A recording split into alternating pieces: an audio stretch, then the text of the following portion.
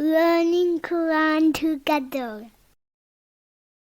बिस्मिल्लाह अल्हम्दुलिल्लाह वस्सलातु वस्सलामु अला रसूलिल्लाह। सूरह अश-शुअरा आयत 111। क़ालू अनुमिनु लका, उन्होंने कहा क्या हम तुझ पर ईमान लाएं, वत्तबअका, जबकि पैरवी की है तेरी, अल अर्ज़लून, हकीर लोगों ने। हज़रत नूह अलैहिस्सलाम की कौम ने कहा कि हम तुम्हारी बात कैसे मान सकते हैं, कैसे तुम पर ईमान ला सकते हैं, हालांकि आपके पीछे वो लोग चले हैं जो सबसे जलील हैं। अर्ज़लून से मुराद माल और इज़्ज़त ना रखने वाले लोग हैं, यानी तुम्हारी पैरवी तो मुआशरे के गिरे पड़े लोगों ने की है। उनकी बातों से उनकी जहालत का अंदाज़ा होता है, उनका मकसद हक़ की तलाश नहीं थी। इससे दो बातें मालूम हुई। एक ये कि हर नबी की दावत की मुखालफत करने वाले हमेशा वही लोग होते हैं जिनका मुआशरे में कुछ असर व रसूख होता है, और ये लोग अंबिया की मुखालफत इसलिए करते हैं कि उन्हें नबी पर ईमान लाने की सूरत में उनका मुती बनना पड़ेगा। दूसरी बात यह कि ये अशराफ इस बात में अपनी तौहीन समझते हैं कि हम ईमान लाकर खुद को हकीर लोगों में शामिल करके उनकी बराबर की सतह पर आ जाएंगे।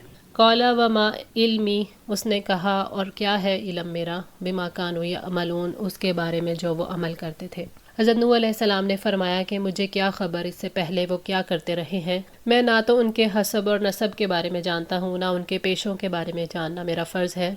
मुझे तो अल्लाह ताला का रास्ता बताने से गर्ज़ है, ना कि उनके पेशों से। वो जो भी पेशा इख्तियार करें, अगर वो जायज़ है तो अपने ईमानदार होने की वजह से उन मगरूर मालदारों से अफजल हैं जो अल्लाह की नाफरमानी पर तुले हुए हैं। या इसका मतलब ये है कि मैं क्या जानूं कि उनके अमल कैसे हैं। मुझे तो ज़ाहरी ईमान को देखना है, उनकी नीयतों को अल्लाह जानता है, उनका फ़ैसला उसके सामने होगा। इन हिसाबुहुम, नहीं हिसाब उनका, इल्ला अला रब्बी, मगर मेरे रब के ज़िम्मे, लऊ तशउरून, काश तुम समझते। यानी उनके अमाल का हिसाब तो मेरे रब के ज़िम्मे है, काश तुम्हें समझ आ जाती कि मेरा फ़र्ज़ अल्लाह का पैगाम देना और तुम्हारा फ़र्ज़ उसे कबूल करना है। अब अगर तुम मेरी दावत को हक़ के तौर पर पहचानते हो तो सर झुका दो, बाकी हर अमल का अल्लाह ताला खुद ज़िम्मेदार है। वमा अना बि तारी दिल मुमिनीन, और मैं ईमान वालों को निकाल देने वाला नहीं हूँ। हज़रत नूह अलैहिस्सलाम से उनकी कौम ने मुतालबा किया था कि ईमान वालों को धुतकार दें तो हम आपका दीन कबूल कर लेंगे। हज़रत नूह अलैहिस्सलाम ने जवाब दिया कि मैं ईमान वालों को दूर नहीं करना चाहता, क्योंकि वह तौहीन के नहीं इज़्ज़त के मुस्तहिक हैं।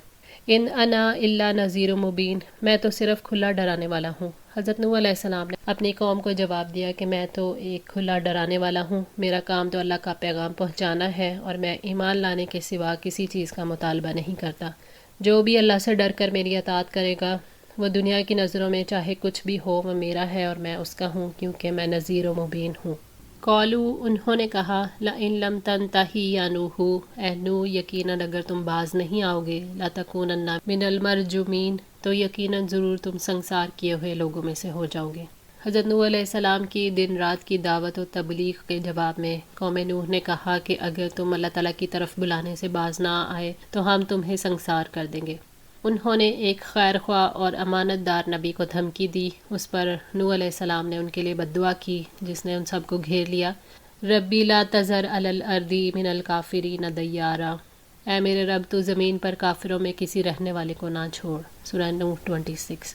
कौला रब्बी इन्ना कौमी कज़्ज़ाबून, उसने कहा ए मेरे रब, यकीनन मेरी कौम ने मुझे झुठला दिया।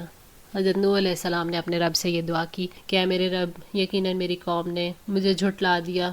फ़फ्ता, बस फ़ैसला कर दे, बैनी व बैनहुम, मेरे और उनके दरमियान, फ़तहन, खुला फ़ैसला, व नज्जिनी, और निजात दे मुझे, व मम्मइया, और उनको जो मेरे साथ हैं, मिनल मुमिनीन, ईमान लाने वालों में से, यानी हम में से जिसने ज़्यादती की है उसे हलाक कर दे। हज़रत नूह अलैहिस्सलाम ने अल्लाह ताला से दुआ की कि ऐ मेरे रब, मेरे और मेरी कौम के दरमियान दो टोक फ़ैसला कर दे, मुझे और मेरे साथ जो लोग ईमान लाए हैं उन्हें निजात अता फरमा। फरमाया, हत्ता इज़ा जाअ अमरुना वफ़ारत तन्नूरु कुलना हमिल फ़ीहा मिन कुल्लिन ज़ौजैन इस्नैनि व अहलका इल्ला मन सबका अलैहिल क़ौलु वमा आमना मअहु इल्ला कलील। हत्ता कि जब हमारा हुक्म आ गया और तनूर उबल पड़ा, हमने कहा इस कश्ती में हर चीज़ का जोड़ा, दोनों को सवार कर लो और अपने घर वालों को भी, मगर जिनके मुतालिक पहले बात हो चुकी, और उन्हें भी जो ईमान लाए हैं, और इस पर थोड़े लोगों के सिवा कोई ईमान नहीं लाया। सूरह हूद आयत 40। फ़अंजयनाहु, तो निजात दी हमने उसे, व मम्मअहु, और उनको जो उसके साथ थे, फिलफुल की कश्ती में, अलमशहून, जो भरी हुई थी। اللہ تعالیٰ نے نوح علیہ السلام اور ان کے پیروکاروں کو نجات عطا فرمائی ایک کشتی میں جو مخلوق اور حیوانات سے بھری ہوئی تھی، جن پر حضرت نوح علیہ السلام نے ہر جانور کا ایک ایک جوڑا سوار کیا تھا۔ ثم اغرقنا، پھر غرق کر دیا ہم نے، بعد الباقین، اس کے بعد باقی رہنے والوں کو۔ حضرت نوح علیہ السلام کی قوم میں سے ان پر ایمان نہ لانے والوں کو غرق کیا گیا، ان میں ان کی بیوی اور بیٹا بھی شامل تھے۔ ان فی ذلک لآیات، بلا شبہ اس میں ایک نشانی ہے، وما کان اکثرهم مؤمنین، اور ان میں سے اکثر لوگ ماننے والے نہیں۔ یعنی نوح علیہ السلام اور ان پر ایمان لانے والوں کی نجات اور جھٹلانے والوں کی ہلاکت میں اس واقعے میں نشانی ہے کہ اس دنیا میں نجات سچے اہل ایمان کے لیے ہے اور باقی لوگوں کے لیے ہلاکت کے سوا کچھ نہیں۔ وما کان اکثرهم مؤمنین، یعنی اس واقعے میں نوح علیہ السلام کی صداقت کی زبردست دلیل ہے، مگر پھر بھی اکثر لوگ ایمان سے محروم ہی رہے۔ وَإِنَّ رَبَّكَ لَهُوَ الْعَزِيزُ الرَّحِيمُ، اور یقیناً آپ کا رب سب پر غالب نہایت رحم والا ہے۔ قوم نوح کے واقعے سے اللہ تعالیٰ نے یہ ثابت کیا ہے کہ وہ العزیز ہے، جباروں اور سرکشوں پر غلبہ رکھتا ہے۔ اس کے ایک حکم پر اس کے پانی نے سرکشوں پر غلبہ پا لیا۔ اس واقعے سے اللہ تعالیٰ کی صفت رحیم کو ثابت کیا گیا ہے کہ اللہ تعالیٰ ایک وقت تک مہلت دیتا رہتا ہے کیونکہ وہ رحم کرنے والا ہے۔ کذبت عاد المرسلین، عاد نے رسولوں کو جھٹلایا۔ قوم نوح کے بعد جس قوم نے دنیا میں ناموری حاصل کی تھی وہ یہی قوم عاد تھی، جسے عاد اولا بھی کہتے ہیں۔ یہ قوم اللہ تعالیٰ کی ہستی کی تو قائل تھی مگر شرک میں بری طرح مبتلا تھی۔ ان کا اصل وطن احقاف تھا۔ یہ قوم بڑی قداور، مضبوط اور سرکش تھی۔ ان کی طرف اللہ تعالیٰ نے ہود علیہ السلام کو مبعوث فرمایا۔ اس قوم کا زمانہ عروج 2500 سال قبل مسیح کے لگ بھگ تھا۔ عاد ان کے جد اعلیٰ کا نام تھا، اس لیے اس قوم کا نام عاد پڑ گیا۔ انہوں نے ہود علیہ السلام کو جھٹلایا جو اللہ تعالیٰ کے رسول تھے۔ اذ قال لہم، جب کہا تھا ان سے، اخوہم ہود، ان کے بھائی ہود نے، الا تتقون، کیا تم ڈرتے نہیں ہو۔ حضرت ہود علیہ السلام قوم عاد سے تعلق رکھتے تھے، اسی اعتبار سے انہیں عاد کا بھائی کہا گیا۔ ہود علیہ السلام نے قوم کو خدا خوفی کی دعوت دی، یعنی تم اللہ تعالیٰ کے عذاب سے ڈر کر شرک اور نافرمانی کے کام کیوں نہیں چھوڑتے، اپنے رب سے ڈرو اور شرک نہ کرو۔ انی لکم رسول امین، یقیناً میں تمہارے لیے ایک امانت دار رسول ہوں۔ حضرت ہود علیہ السلام نے فرمایا کہ میں اللہ تعالیٰ کا بھیجا ہوا رسول ہوں اور امانت دار ہوں، اپنی طرف سے کچھ نہیں کہتا، وہی کہتا ہوں جو رب نے حکم دیا ہے، یعنی میں اللہ تعالیٰ کی وحی اور اس کی رسالت پر امین ہوں۔ فاتقوا اللہ، بس تم اللہ سے ڈرو، واطیعون، اور میری اطاعت کرو، یعنی اپنے رب کا حق ادا کرو، اس سے ثواب کی امید رکھ کر اس کے احکامات کی اطاعت کرو اور اس کے عذاب سے خوف رکھ کر اس کے روکے سے رک جاؤ۔ میری اطاعت تم پر واجب ہے یہاں تک کہ میں تمہیں وہ سب کچھ پہنچا دوں جو کچھ میں تمہیں دے کر بھیجا گیا ہوں۔ وما اسألکم علیہ من اجر، اور میں اس پر تم سے کوئی اجر نہیں مانگتا۔ ان اجریہ الا علی رب العالمین، میرا اجر تو جہانوں کے رب کے ذمہ ہے، یعنی میں رسالت کے کام پر اللہ تعالیٰ کا پیغام پہنچا کر تم سے کوئی اجر نہیں لینا چاہتا۔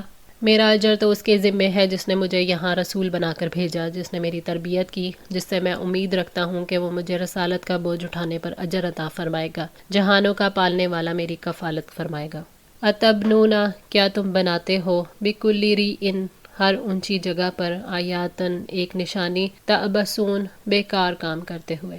حضرت ہود علیہ السلام نے فرمایا کہ تم عمارتیں تعمیر کرتے ہو، پہاڑوں کے درمیان کشادہ راستوں پر یادگاریں بناتے ہو تاکہ مال اور دولت اور قوت کا اظہار ہو۔ اسی لیے اللہ کے نبی نے انہیں اس فضول کام سے، وقت برباد کرنے سے اور خام خواہ کی محنت سے منع فرمایا کہ ایسی بلا ضرورت عمارتیں نہ بناؤ جن سے نہ دنیا کا کوئی فائدہ ہے نہ آخرت کا۔ قوم ہود علیہ السلام جو تھی وہ اونچے مقامات پر عمارتیں تعمیر کرتی تھی۔ یہ عمارتیں رہنے کے لیے نہیں تھیں بلکہ سیر و تفریح کے لیے ہوا کرتی تھیں۔ حضرت ہود علیہ السلام نے فرمایا کہ تم ایسی عمارتیں تعمیر کرتے ہو جن کے بیکار ہونے میں کوئی شک نہیں۔ ذرا سوچو تو صحیح کہ تمہاری دولت، تمہارا وقت اور تمہاری صلاحیتیں کس طرح ضائع ہو رہی ہیں۔ وَتَتَّخِذُونَ، اور تم بناتے ہو، مَصَانِعَ، محلات، لَعَلَّكُمْ تَخْلُدُونَ، شاید کہ تم ہمیشہ ہی رہو گے، یعنی تم جو اونچے اونچے مینار بنا رہے ہو جن کی پختگی اور مضبوطی کا عالم ہی نرالا ہے، ایسا معلوم ہوتا ہے کہ تمہیں دنیا میں ہمیشہ رہنا ہے۔ حضرت ہود علیہ السلام نے قوم کے شعور کو جھنجھوڑا کہ تم ایسے محلات بناتے ہو گویا تم ہمیشہ انہی میں رہو گے، یعنی تمہیں جہان سے جانے کی نہیں، محض جینے کی فکر ہے۔ وَإِذَا بَطَشْتُمْ، اور جب پکڑتے ہو تم، بَطَشْتُمْ جَبَّارِينَ، پکڑتے ہو تم سرکش ہو کر۔ حضرت ہود علیہ السلام نے اپنی قوم سے کہا کہ جب تم کسی پر ہاتھ ڈالتے ہو تو ناحق قوت کا استعمال کرتے ہو، یعنی لوگوں کو ناحق قتل کرتے ہو، ان کا مال لوٹ لیتے ہو۔ چاہیے تو یہ تھا کہ تم اپنی قوت کو اللہ تعالیٰ کی اطاعت میں لگاتے، اس کی بجائے انہوں نے تکبر کیا اور نافرمانی کے کاموں میں اپنی قوت کو استعمال کیا۔ آج کے لیے اتنا ہی۔ دعا ہے اللہ تعالیٰ ہماری اس کوشش کو قبول فرمائے، ہماری غلطیوں کوتاہیوں کو معاف فرما کر ہماری اصلاح فرمائے۔ جزاکم اللہ خیر، والسلام علیکم ورحمۃ اللہ وبرکاتہ۔